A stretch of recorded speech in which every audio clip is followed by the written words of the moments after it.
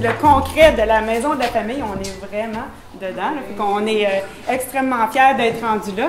Avec M. Thibodeau, écoutez, ça a commencé, ça fait déjà plusieurs années. Il était venu me rencontrer, puis il m'avait dit, Virginie, il dit, j'aimerais ça que la maison de la famille, je ne sais pas, ça fait combien d'années vous avez ça dans la tête, là, mais ça doit faire bien longtemps. Un bout. Oui, 6 ans. Oui, bon, ben moi, ça fait pas 6 ans qu'il est venu me voir, mais quand même. Puis, il m'avait dit, ah, Virginie, je veux faire la maison de la famille, puis il voulait faire ça, bon, c'est une slab de béton. J'ai dit, écoutez, M. Thibodeau, nous, des modules, on ne peut pas transporter ça, puis les faire, puis les mettre sur une slab de béton. Fait que l'année d'après, il est revenu me voir, puis il dit, Virginie, il dit, on va faire une fondation. Fait que là, tu n'as plus de raison de me dire non. Donc, c'est là que ça a commencé, que ça fait à peu près 3 ans, je crois. M. Thibodeau est venu nous voir, puis avec Marc, t'es où, là? Marc qui est là, notre directeur technique, puis donner des grandes lignes de qu'est-ce que vous aviez besoin au niveau des salles, des grandeurs et tout.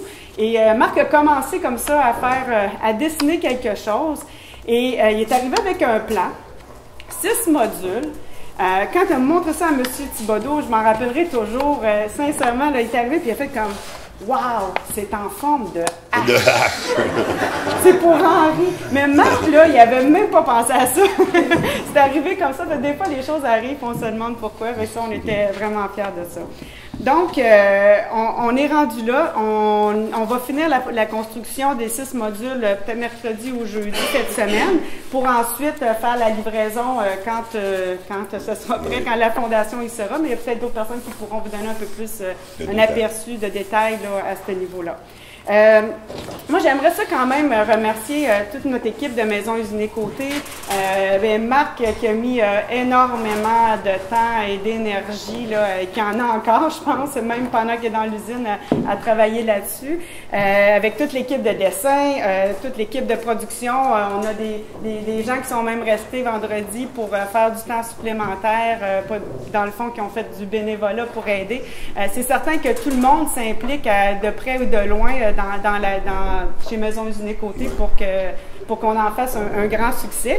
Il va y avoir les équipes de chantier quand ça va être le temps aussi de faire nos raccords de modules. Puis, on a aussi approché des fournisseurs avec qui on fait affaire pour leur demander une contribution pour chaque, dans le fond, partie qui sont faites ici en usine et d'autres choses qui vont être faites peut-être même sur le chantier.